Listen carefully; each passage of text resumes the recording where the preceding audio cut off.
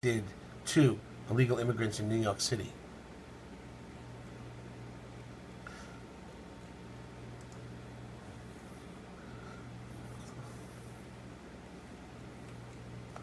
NYPD officially told ICE officials about the court dates of undocumented people. David Gonzalez was arrested by ICE and Milton Chimbrazo was inquired about by ICE and NYPD obliged. If you remember, Bill de Blasio pledged that New York would remain a sanctuary city. NYPD says, no freaking way, Jose. No way, Joe Jose. God bless the NYPD for standing up to Bill de Blasio and listening to the orders of President Trump. If only the rest of the federal government would follow suit. Yes, yes, yes. See, yes. Yes. That's right. That's right. NYPD has set the precedent that will stand for the rights of their people in this country and help deport illegal immigrants. I mean, Jeff Sessions did make it very clear what would happen in cities and states that do not comply. The Department of Justice has a duty to enforce our nation's laws, including our immigration laws. Those laws require us to promptly remove aliens when they are convicted or detained of certain crimes. Unfortunately, some states and cities have adopted policies designed to frustrate this enforcement of immigration laws. This includes refusing to detain known felons on federal detainer requests or otherwise failing to comply with these laws. Such policies cannot continue. They make our nation less safe by putting dangerous criminals back on the streets. When cities and states refuse to help enforce immigration laws, our nation is less safe. Failure to deport aliens who are convicted of criminal offenses puts whole communities at risk, especially immigrant communities in the very sanctuary jurisdictions that seek to protect the perpetrators. DUIs, assaults, burglaries, drug crimes, gang rapes, crimes against children, and murders. Countless Americans would be alive today, and countless loved ones would not be grieving today if these policies of sanctuary cities were ended. Not only do these policies... Hey, news reporter, with your phone that's on, shut it the hell off! Okay? endanger lives of every American. Just last May, the Department of Justice Inspector General found that these policies also violate federal law. Today, I'm urging states and local jurisdictions to comply with these federal laws, including 8 U.S.C. Section 1373. Moreover, the Department of Justice will require that jurisdictions seeking or applying for Department of Justice grants to certify compliance with 1373 as a condition of receiving those awards. The Department of Justice will also take all lawful steps to claw back any funds awarded to a jurisdiction Claw back. I love it. We're going to claw back your money, bitch. In the current fiscal year, Department of Justice's Office of Justice Programs and Community-Oriented Policing Services anticipates awarding more than $4.1 billion in grants. I strongly urge our nation's states and cities and counties to consider carefully the harm they are doing to their citizens by refusing to enforce our immigration laws and to rethink these policies. Such policies make their cities and states less safe. Public safety as well as national security are at stake and put them at risk of losing federal dollars. The American people want and deserve a lawful system of immigration that keeps us safe and one that serves the national interest. This expectation is reasonable, just, and our government has the duty to meet it, and we will meet it.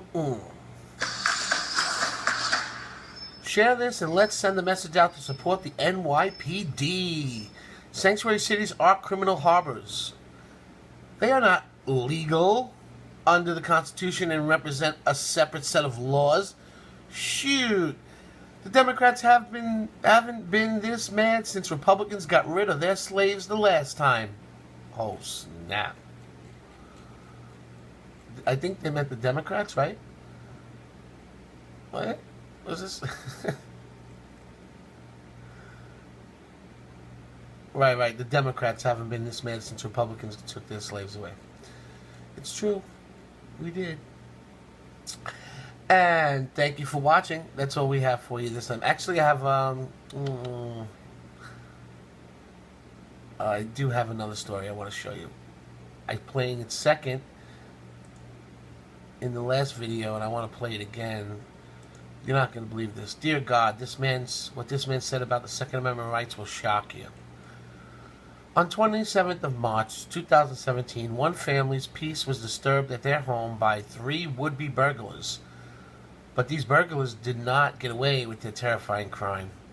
Instead of pillaging, and who knows what else these 3 would-be felons intended, they ended up at the wrong end of the firearm, allegedly held by 23-year-old Zach Peters, according to Amber Randall of the Daily Caller News Foundation. We're going to turn to those newly released 911 calls in that deadly home invasion. A son on the phone with police just moments after he shot 3 masked intruders who broke into his father's house armed. ABC's Katie Whitworth is on the scene in Broken Arrow, Oklahoma. This dude, Bruce Willis, 3 of them. Okay? He triple X'd all of them. With much more for us. Good morning, Kana. David, good morning. I spoke with that 911 operator. She says 23-year-old Zach Peters was terrified, in shock, and pleading for medical help for the 3 teens after shooting them. I've just been broken into. 3 men, 2 have shot in my house. This morning, new 911 audio of the Oklahoma break-in that left 3 teenagers dead. Are they bleeding? Yes, I believe one's down, one's still talking. You need to get here now. That's 23-year-old Zach Peters pleading with the 911 operator to send help after shooting 3 masked intruders. Okay, what did you shoot them with? Yeah, 15. Monday afternoon, in broad daylight, police say 3 teenagers armed with brass knuckles and a knife shattered the glass back door of this home. Peters was there and opened fire. Do you know where they both are, sir? One's in the kitchen, one crawled into the northeast corner bedroom. And the third one, I did not shoot. He ran outside. The suspects have been identified as 19-year-old Maxwell Cook, 17-year-old Jacob Redfern, and 16-year-old Jacob Woodruff. Is there anything you'd like to say? The accused getaway driver, 21-year-old Elizabeth Marie Rodriguez, allegedly the mastermind behind the heist. Her friend, Ethan Ellison, claiming she called him right after the 3 boys were killed. She said that they thought that the house was empty. All she knows is she heard over 12 gunshots, so she freaked out and left. After turning herself in, Rodriguez was arrested under an Oklahoma law that says someone can be charged with murder if they take any part in a fatal crime. She's now facing 3 counts of felony first-degree murder and 3 counts of first-degree burglary. Now, Ellison also telling police that Rodriguez took the boys to that same house earlier that day, and they made off with liquor and speakers, but it wasn't enough for her to pay her rent, so they went back, and that's when they were killed. Oh, man. David? Wow, Serious? I mean, that's probably what happened. The kid might have seen that he was robbed, had his gun already, man. Back a second time. Kana, thank you. Let's bring in legal analyst Nancy Grace. Nancy, good morning. Always great to have you back. And a lot of talk about this being a test of these so-called stand your ground laws. But a lot of people listening to this story are going to say 3 masked intruders armed themselves, that the homeowner's son had every right to protect himself and shoot them. So what are the prosecutors examining here? Well, you're darn right. This is stand your ground, although stand your ground laws really got a bad rap after George Zimmerman used that when he gunned down a teen boy, Trayvon Martin. So that's why everyone has it in their mind that stand your ground is a bad thing. It's not. What it is really is a souped-up self-defense. And in this case, you've got a 23-year-old young guy at home. He lives with his parents. He hears a break-in. He goes down, skids into the kitchen, and sees 3 guys dressed in black with masks, gloves, the works, brass knuckles, a knife. They have an exchange of words, and he unleashes the weapon. It is an AR-15. That's considered bad in a lot of ways. It's just like an M16 military rifle. It is semi-automatic, and that has really turned a lot of heads. But it doesn't matter if you're using an AR or a BB gun. If somebody comes in your house, you have a right to defend yourself. Imagine coming in your kitchen and seeing 3 guys standing there. So I really think this boils down to self-defense. And I'll tell you what's going to be the hang-up. Here's the sticky part. That felony murder charge they're looking at for Rodriguez. She's looking down the wrong end of the barrel at 3 murder charges. She masterminds the whole thing, according to reports. She eggs them on. She gets them to go in, commit the burglary to pay her rent money, and the first time she hears a gunshot, bam, she's out of there and leaves them to die. So, yeah, she's in a lot of trouble. Yeah. I would not say the shooter, Zach, is in trouble. That's what I wanted to ask you about, because those are the only charges that right now are against the young woman you talk about who was waiting in the car. And you What do you think, buddy? You got a look on your face like you kind of don't agree with it. You think maybe the kid should have been arrested for defending his house? What do you think, ABC?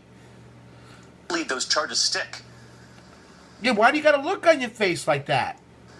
Oh, I think they're absolutely going to stick. You know, at first, everyone was wondering, well, Stand Your Ground, or in Oklahoma, I guess in homage to Dirty Harry, they call it the Make My Day instead of Stand Your Ground. Everyone was wondering, you know, he uses a semi-automatic weapon on these 3 teens. Is he going to be charged? No, I don't think he's going to be charged. It's going to be open and shut self-defense.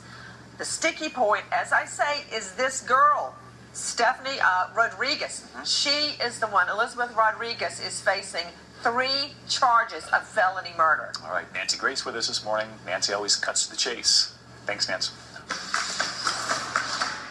Listening to the 911 call, you can hear that the alleged family defender has compassion for the murderers. For the intruders, I'm sorry. 3 teenage boys who clearly were not taught or never learned rules and respect, but what he allegedly did was self-defense, plain and simple. Now, none of us want to hear about the 3 teenagers losing their lives. We don't want that. That's not a good thing. But was the 23-year-old family defender supposed to potentially lose his life? Of course not. According to the grandfather of one of the alleged burglars, Leroy Schumacher, they did not deserve to die for their crime, reports KTUL. Of course, we understand that this grandfather's grieving. He admits his grandson and the 2 other teens made a bad decision, but says that they did not deserve to die. Again, of course, he's grieving, but anyone knows, or should, that if you break into someone's home, their place of peace and privacy, that you're going to end up on the end of someone else's Second Amendment rights to protect themselves, their loved ones, and their property.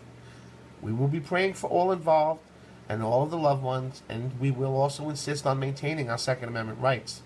Share and comment this article below, and let everyone know that you support the Second Amendment right. And comment, #support the Second Amendment. And I just want to take a quick peek at KTUS, whatever.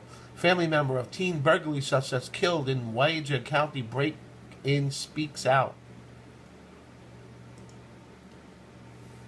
It's an hour to do nothing. Zilch. And it's best enjoyed with, ultra-filtered chocolate milk. You can celebrate Nothing Hour anywhere. In your room with a guitar, in the park with squirrels. Visit facebook.com/yupmilk for more updates. See you then. The grandfather of Jacob Redfern tells Channel 8's Ethan Hutchins he believes shooting and killing the 17-year-old and his friends wasn't needed.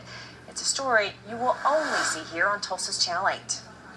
What these 3 boys did was stupid. Leroy Shoemaker agrees his grandson Jacob Redfern and his friends made a bad decision, but not one worthy of deadly consequences. They knew they could be punished for it.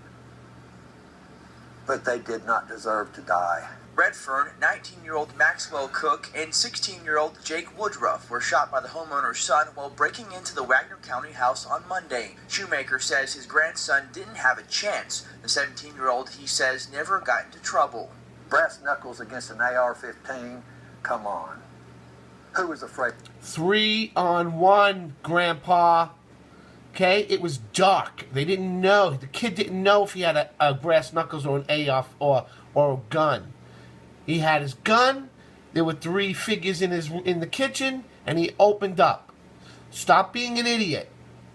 For their life. Since the shooting, Wagner County deputies have arrested 21-year-old Elizabeth Rodriguez, the alleged getaway driver. Shoemaker believes she was the ringleader. The homeowner's son has not been charged with the crime, deputies saying they believe he fired in self-defense. There's got to be a limit to that law. I mean, he shot all 3 of them. There was no need for that. Shoemaker does say he is for the right to bear arms and protect your home, but he doesn't agree with shooting and killing intruders. These boys' families are going to suffer the rest of their life.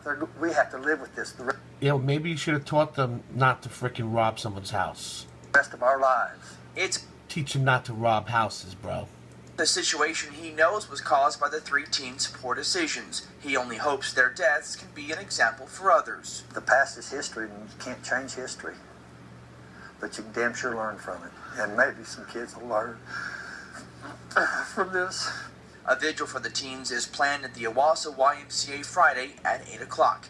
In Cookson, Ethan Hutchins, Tulsa's Channel 8.